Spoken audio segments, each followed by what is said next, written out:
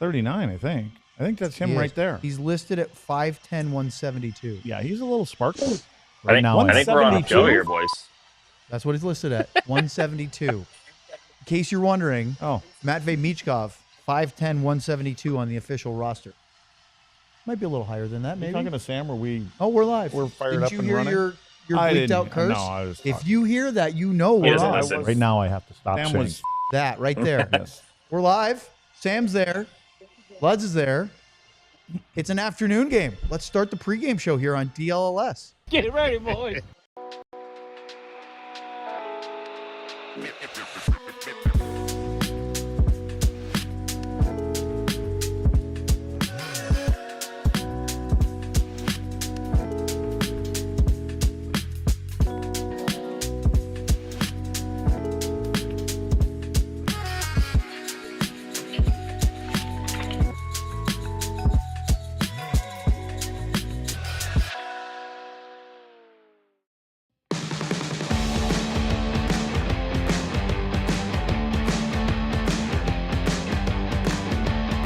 It is a Saturday matinee. That's right. The afternoon affair in downtown Dallas today as the Stars and the Flyers will close out their two-game season series at 1 o'clock Central Time. Welcome inside our studios and at the AAC. Sam Nestler is over there.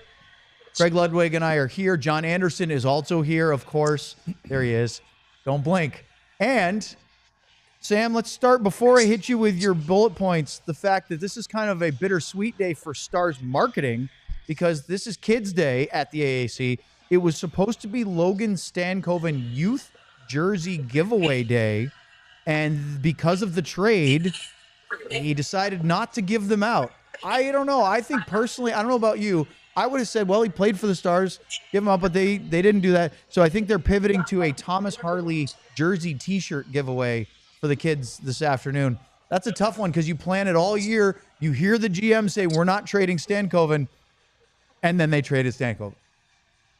I mean, if there's any sign that this team didn't want to trade Logan Stankoven, that should be it, right? Great They're making point. plans for end of March to have a giveaway for him. So no lies from Jim Nill when he told us he didn't want to trade him. This obviously came up as the Rantanen thing and became a realistic possibility later than they believed it would. But yeah, it's sad. I don't know if I would have given him away. I would imagine, I'm going to ask the Stars and see if I can figure it out, but I would imagine they would donate him somewhere. Whether that's, the old Super Bowl loser donated it to a country that's in poverty or something like that, whatever the reason. I hope they're being worn somewhere and they're not, being thrown away. I'll try to figure that out. But it is Kids Day, which I love. It's hilarious to hear all the Disney songs and the random things and see kids dancing around in here. There's already a bunch of kids up against the glass getting ready for warm up. So should be a fun matinee today. Sam, they could give you a couple. I've been looking for something to wear over my shoulder pads when I play, and I think that would fit me perfectly. Little nightie for you. All right, Sam, let's talk about lineup. You got the chance to talk to Pete DeBoer, his pregame availability. They didn't have a morning skate, obviously, because of the day game. So is it going to look like what it looked like at practice as far as lines yesterday? Is Zadonov in? Yes, and getting Zadonov will come back in. Maverick Bork will be the scratch. I was kind of wondering, with Pete wanting to get the team's attention so much and kind of saying, he reiterated it yesterday, that, the coaching staff's been balancing the overreacting versus trying to make sure they're playing good hockey. And that last game against Tampa was kind of the tipping point where they said, look, we're running out of time here. We need to get their attention and make sure they understand that it's not okay to just find a way to win or just barely get a point. We need to start playing Dallas Stars hockey here. So I was wondering whether they would scratch a more notable player. Not notable is the wrong word, maybe a higher up player in the lineup to maybe get the team's attention and say, this is not okay. It's going to be Maverick Bork, so that's not going to be the case. It's kind of going to continue that rotation. Pete just said, he smiled at me when I asked, and he said, this is another one of those rotations, and it's not going to be the last one. So Dadonov will come in. I believe he will also take Bork's place on the second power play unit, and Maverick Bork will be the healthy scratch up front. And then the defense will stay the same, and then those rest of the lines will be the same as they were at practice. Couldn't help but notice, Sam, that Oscar Beck continues to get lineup games. Obviously, he scored a goal the other night, which is very good thing. It's 4th of the year. But why do you think Beck has been in the lineup and not scratch more? And again, I'm not saying he shouldn't be, but why do you think he's in where some of the other guys have been in and out? I actually asked Pete that just now specifically because I believe that he has shown more than some of these other guys on a consistent basis. But I wanted to hear what Pete said, and so Pete said he's a hard guy to take out of the lineup. He said he's big, he's got size, he's got length, he kills penalties, he's got a great stick, he gets around the rink really well, he can take faceoffs. He's obviously a huge guy on their penalty kill. It's a lot of things that he does that makes him basically impossible to take out of the lineup for them. And Pete said it's kind of a theme here with the kids' day and the younger players theme and all that. Pete said it's a really good lesson for younger players coming into the league that want to figure out how to stay in the league. The more tools you can have in your toolbox, harder it is for a coach to take you out. So, when maybe Maverick Bork's struggling to create offense or, Sam Steele's struggling to add whatever it might be, Beck brings so many things that it's been basically the 13th forward to make this team out of camp over the veterans when it comes to lineup decisions. And I don't think his name is even in there when it comes to who they're going to scratch, which I think is just so impressive for Beck. He's gotten so much more confident and comfortable throughout the season. Talked to a few of his line mates just to see, and they said the same thing. Mentally, he just seems so comfortable. You can't put him in a situation where he gets thrown off. He's a big smiley guy every day at the rink. So I think it's just been great to watch, and huge for him and huge for this team to be able to rely on a rookie, another rookie, to play significant minutes. Sam, the storyline after the game against the Lightning the other night, Thursday, was the talking of Pete DeBoer of kind of saying, I am not happy with the effort, and it shouldn't be like this at this stage of the year. It felt like he doubled down at practice yesterday where his comments were, I've made some excuses for these guys. That was a bit of an eye-opener for me hearing that. What are you looking for today after the last 2 days of the coach kind of taking the kid gloves off? Yeah, that's exactly what I was kind of hoping to see. And that's why I said in the post-game show, I wasn't upset about Pete being frustrated and kind of walking off the podium after the press conference and being short with his answers, because I think that him making the excuses or him just being comfortable with the team and where they're at. We talked a lot about, I think it was Steve Spott that said, we're third in the NHL, and that's okay. But it doesn't matter where you are in the NHL when it comes to the Stanley Cup playoffs. If you're not playing well, you're going to get knocked out in round one. And that's what Pete's kind of starting to realize here is we got 13 games, I believe, including today, left in the season. So they're running out of a runway to be able to play that game. So Pete said today, he said 2 points is obviously always the top priority, but really today, the main thing he's looking for is an honest game from this team. And that means playing Dallas Stars hockey, playing structured hockey, not getting into a track meet, not burping pucks up in their own end repeatedly and making a goaltender, stand on his head in things, not taking 5 penalties, all the things that we saw throughout the season for the Stars. He just wants them to get back to that. And I think that's what, to me, this feels like a game where the Stars really need to come out and win it 5-1, dominate the game, control at least 40 minutes of it, get a power play goal, go 2 for 2 on the penalty kill, have Jake Ottinger only have to, shows you who I thought was starting today with that mistake, but have Jake Ottinger only need to make 25 saves. Don't force him to make 40. It just get back to what they did so well that put them in the position to be third in the NHL. And I think that will be the bigger takeaway here, rather than get the 2 points, of course, but walk away knowing that you played a much better game so that you and we can get a day off tomorrow and then come back at it against Minnesota. Well, we're going to get a day off tomorrow. We'll find out if they're going to get a day off. And if you, Sam, will get a day off. Thanks very much. Go find that very appropriately sized kids t-shirt. We can't wait to see you wearing it for postgame. All right, boys. Are you at all, Lud, surprised that, we talked about in the postgame the other night that it would be an eye-opener if Jake didn't start this game today? Are you surprised that, Sam's saying, I sort of thought, I don't think we were at the point where they were going to just, look, DeSmith was good, and I could certainly see justifying playing him again. But if you're trying to play your starter into form, you can't sit him for these games. You got to get him out there and play, correct? Yeah, again, if you want to send a message, it's one way. But, yes. But you're at the point in the season where, Sam was talking about 12, 13 games to go. Like, for me, the way I look at this game today for the Dallas Stars and the opponent that's here, it's like what I call it a get right game. This is, and maybe that's kind of what Pete said, but this is the kind of team. They're a better team on the road than they are at home, but this is the kind of team that you can win a hockey game, but more importantly, and you can probably play a not your style of game and get away from all the good things that you do and probably still win this hockey game. But you want to see them get the details of their game back in line. And from special teams, they do what they do on the penalty kill. From a power play, generate good scoring chances and more than less. It doesn't have to go in the net necessarily. They don't have to go 3 for 4 on the power play. Do the right things. And the same thing 5-on-5. Take care of your own zone. Make the right plays at both blue lines. And this is a team that you can do that. And now you use that for a stepping stone for the next game. And then you have to start to piece these games back together again where you're feeling good about your game, with 4 or 5 games to go before the playoffs start and feeling good. And this is the kind of game that we're going to play heading into the playoffs, regardless of who we're playing, which we already know pretty much who they're playing. Isn't it kind of important, too, because of the fact that effort was called out the other night? And historically, Dallas has not been a really good afternoon starting team. Why do you think that is? Well, I hated afternoon games. You don't play enough of them. I mean, now Philly, they played more afternoon games, and the Rangers, and it seems like teams out in the East play a lot more game. But everything's off. You know what I mean? What time you generally go to bed at night? What time do you have your breakfast and your pregame meal? Pregame meals, I think, are probably most important for the players. They eat at the right time. They eat the same things. Now you kind of change it up a little bit. I just think it's your schedule. Your body clock is off a little bit. The one thing I want to talk about is Pete, when he mentioned, or Sam mentioned that he called them out. I don't think Pete doesn't call them out. He just doesn't do it publicly. Yes. I think that was the step. I think what DeBoer does is he protects his players. He doesn't want it to get out there. He gives you what he wants to give you. But I think there may be, because there's no way he can't be a happy coach with what's been going on over the last 7 or 8 games with this team, because they've started to. But I think what happens is players get used to that. I think he should have done it.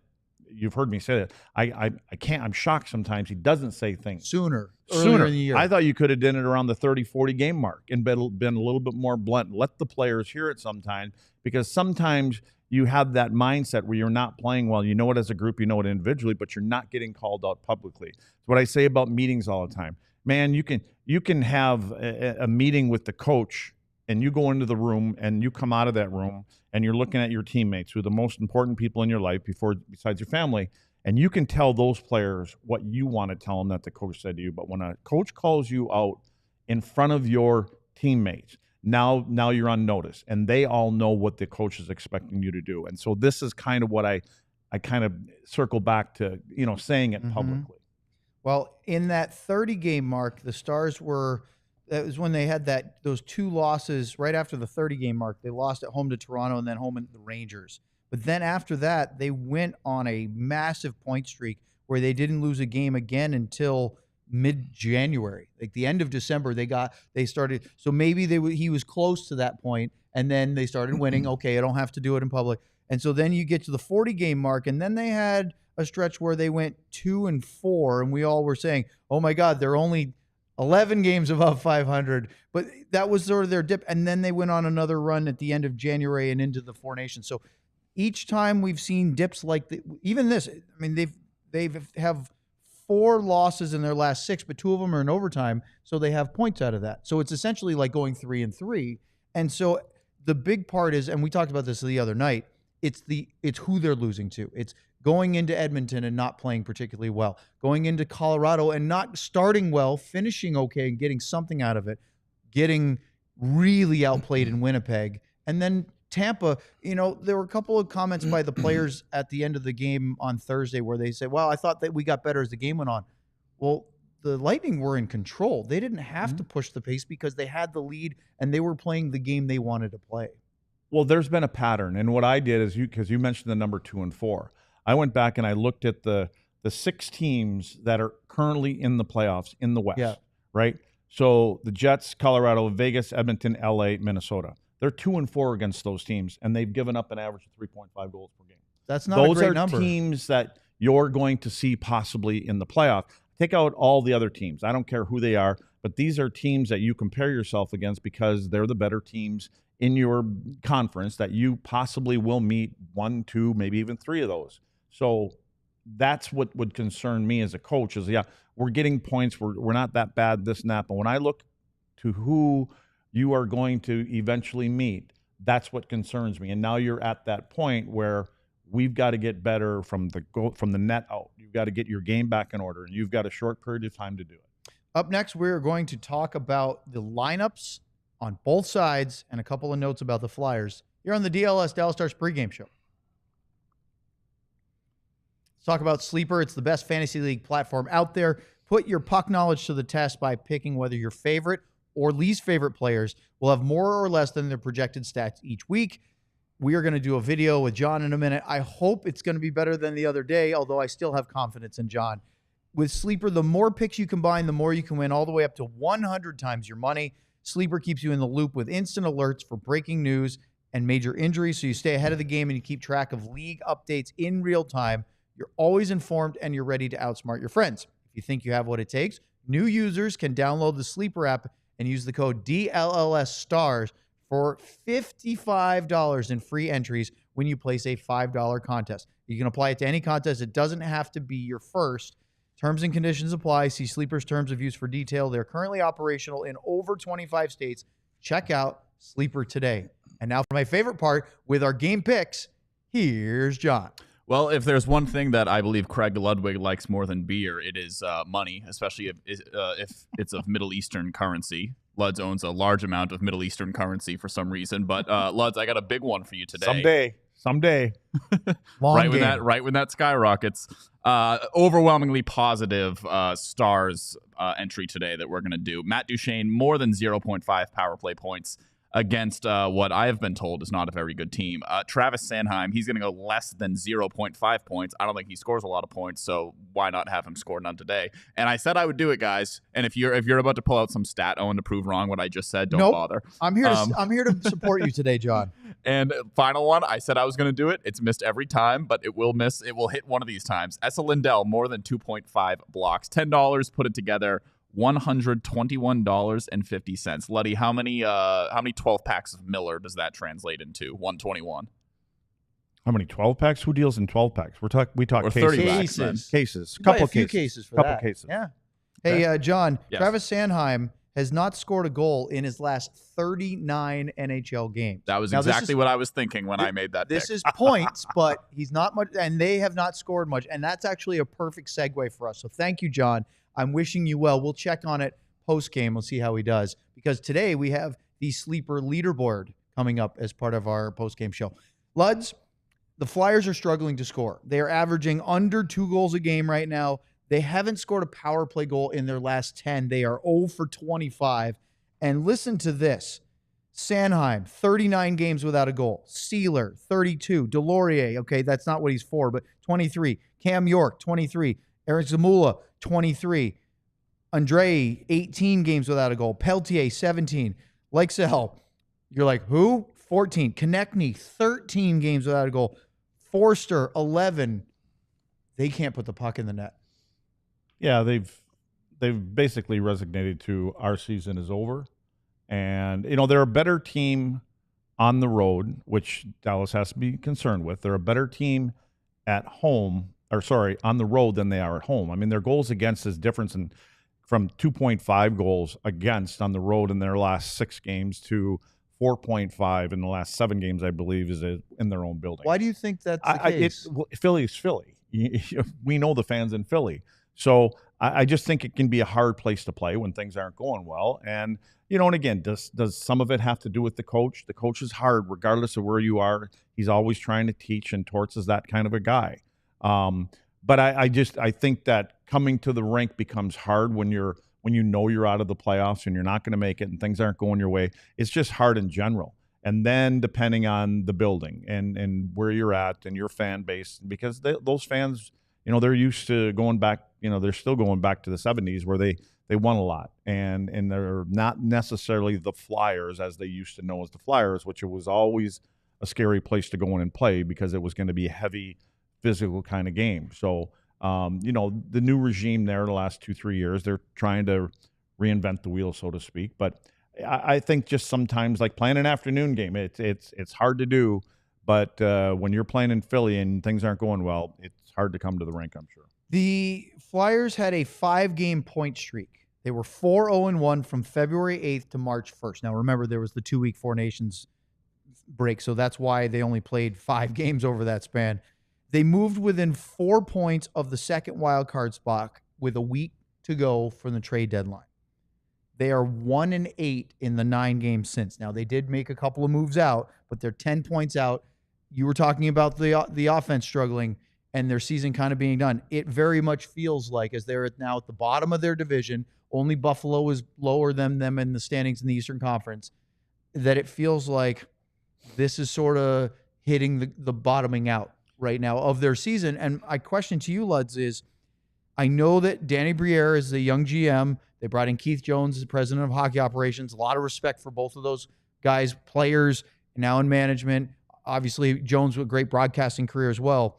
John Tortorella has a lot of experience and really a good developer, young guy. I know he's hard on those guys, but he knows what he's talking about. The question is he the future of the Flyers in your mind? I don't know. That's a hard one for me because he does wear on guys. I just look at their young prodigy in Michkov. Last 10 games, he's got 1 goal. So and he's taken him out of the lineup, put him in the lineup, and but I've heard Torts say that the biggest speed bump with that is the language. If his translator isn't there. But the one thing to defend Torts is he's a tutor, he's a teacher. He loves guys to do things the right way, and if you have a young team, as far as developing, I think he's a good guy. To me, it always goes back to the support staff that a coach has. I mean, when we were here with Hitchcock, we had Doug Jarvis and Rick Wilson. They were the buffer between the head coach and the players, and they were so important because Hitch could be hard, very similar to Torts. And Brad Shaw is there as an assistant coach, and he's been around the league a long time, and I think he did a great job in the teams that he's been with. So I would assume, but that would be a hard job. I know what it's like to have that guy and be that guy kind of between the players and the head coach, and it's not easy sometimes. So you have to be able to have the buy-in. I look at the leadership on their team too. I mean, what is Couturier? I mean, he's been in and out, and things have been rough there. I'm surprised. Be honest with you, I'm surprised he's still there. Ristolainen's been, it seems like, always hurt. And for are them. Those guys worn out? And if those guys are worn out, then it kind of bleeds over to the younger players. Yep. So they may be, and I think when you talk about Briere and Jones, especially Jonesy came out when he first got that job, and he said, we're going to be transparent with everybody. Here's what we're doing. We know that we have to rebuild, and it doesn't happen overnight. No. So enough about Philly. Let's move on to the important team. Let's talk about Dallas Stars. Okay, let's take a look at the lineup. As we anticipated, Evgeny Dodonov is back in. Maverick Bourque is out. You were a little surprised that Dodonov didn't come back in after one healthy scratch, but they did give that group a second game because they did win against the Ducks, and it didn't pay off against the Lightning. So what are you looking for from Dodonov coming back in and Bourque getting the scratch? Same thing. I think the reason he was out to start with, he's 36 years old. Mm-hmm. I think this is the time, if you can find spots with these guys, to give them a little break. And sometimes it's more of a mental break and a physical thing is also. But I expect the same thing with Dodonov. I mean, I don't know if he's ever not played the same way since he's been here. I said it when he came here. I was surprised when they picked him up because he had been on something like 4 teams in the 5 previous years. Yes. And I was wondering what's going on. And then when you see him play and you watch him be Mr. Consistent, you're like, why didn't he fit in on the other team? He fits in on this team. I think he's that. I think you can take a guy like this out of the lineup and you're not going to hear a thing from him. He's going to just go about his business. He'll work out right, do all the right things, and be ready to come back in. So I wouldn't expect anything different here. He might even have a little more jump in his legs, getting a couple of days off. Let's talk about the defense for a second for the Stars. No changes here, but the story is Thomas Harley did not practice yesterday. The rest of the team did. Obviously, effort was a thing. But Lud's Harley, for the, I believe, first time this year, I was just skimming back through his game by game, played over 30 minutes. He played 31-11 against the Lightning, which is a massive number. I know he's been playing consistently 25, 24, 26, especially 27, 28 even, but over 30 is a new level for him even. As much as I like Thomas Harley, and I do, and I think he's going to be a great defenseman, I think he is a great defenseman. I think there's times when things are like this, he's got to manage his own game. And I think he's trying to get them out of the slump that, whatever you want to call it, that they're in. And sometimes he can do too much. And sometimes it leads to little turnovers. And I think when you watch this is why I think you watch Esa Lindell. Esa knows how to manage his game, more importantly, his minutes during the course of a game. And there's a reason the guy can stay out there for a minute 50 of a penalty kill, not miss a regular shift and go back out there. Watch the way he plays. Thomas plays a different kind of game. He wants to get up and down the ice, and he wants to be involved in everything offensively, which is great, which is what they need. But sometimes you have to manage that over the course of the game, not from game to game, but the time and score and the right time to jump in, the right time to lay off a little bit. You may have to take 2 or 3 shifts to stay where you want to be. You look at the clock and it's 1-1. We're fine. It's 2-1. We're still fine, up or down. You don't have to jump in all the time and create. And I think that those are little things that he's going to learn as his career moves on. But I just think that, he's picking up a lot of slack from Miro, and he's done a hell of a job since he's doing it. I just think he just needs to be able to play within himself a little bit more at times. All right, let's talk about Ottinger for one quick second, and then we'll look at the Flyers lines. Since the Four Nations break, I looked at his numbers. 5-3-1 record in 9 games. Fine, right? You get a point in 6 of 9. You win 5 of them. That's what you expect. But the goals against, 3.44. The save percentage is 8.87. Some of that is on Jake, and I'm not trying to make excuses because he hasn't been as buttoned up as we've expected from him for much of his season, but some of it has also been the team play in front of him. And I think there's a little frustration that sets into him, and I'm a big body language guy. I like to watch guys, how they react after not good things, more things that don't go well. And when you see certain things that especially goalies do after a goal goes in, to me, there's a little signal that something is bothering. And I don't even know if Jake would be the kind of guy to say anything, or he just moves on. But it's your initial instinct, what you do right away. As soon as something happens, I watch what he does. And I think there is some things that are breaking down in front of him at times. And again, I all the time I talk about it. That's what they do. That's how they play. And there's going to be breakdowns when guys lose a guy, or when there's, when you're playing against some really skilled players, it's tough to play the way that they play, and they do a heck of a job when they're all on point. So I just think Jakes needs to round. The thing about Jakes, I don't even care about the numbers, to be totally honest with you. It's that goal a game. It's that one goal that you're like, how did that one sneak by him? And again, we don't always see the same thing that he sees, that a goalie sees. But I just want Jake to have a clean game. And when you don't make, like the goal that was scored the other night, that tic-tac-toe play in Tampa, he doesn't have a chance on that one. That's a breakdown. Started the other. That I don't look at those kind. I look at the ones that are like, you should have had that one, in my opinion. Yep. Let's look at the Flyers lines real quick. They are making a couple of changes. They don't have any healthy scratches because Garnet Hathaway and Rasmus Ristolainen are on the injured list. So the big thing is this is what I saw from their last game. So this is wrong by a little bit. Forster, Cates, and Brink is staying the same. But if you look at the lines for today, they're moving Michkov up to play with Couturier and Konechny. So Lixell is going to go down to the 4th line, and the biggest news that the Flyers media is noting is Jacob Pelletier, who is a former first-round pick, was part of the trade that sent Morgan Frost to Calgary. Pelletier was a Flames first-round pick in 2019. He's 24. He's played 13 games with the Flyers with 2 assists. He's been mostly delegated to a 4th-line role. They are moving him up today, at least towards his to start, to play with Owen Tippett and Ryan Poehling, Poehling's been one of their more consistent point producers of late because they've struggled across the board. And so just keep an eye on Pelletier and see what he can do, because they're going to give him a chance on a scoring line. And that, we'll see. He's part of that move. At this point for the Flyers, the fans are hoping to see something out of the return on those trades, because otherwise they're feeling like what's left of our season. Now look at the defense and the goaltending. Defense is not changed. It's that group. Although you might see Zamula on the right side. We'll see. But Urson is not starting. It'll be Fedotov who's getting the start. Fedotov and Urson both don't have great win-losses in the month because the Flyers haven't won much. They're 1-8 in their last 9. But he has a .920 save percentage in 5 games in March and a 2.07 goals against. So they're getting decent goaltending from both of these guys. The team in front just has struggled.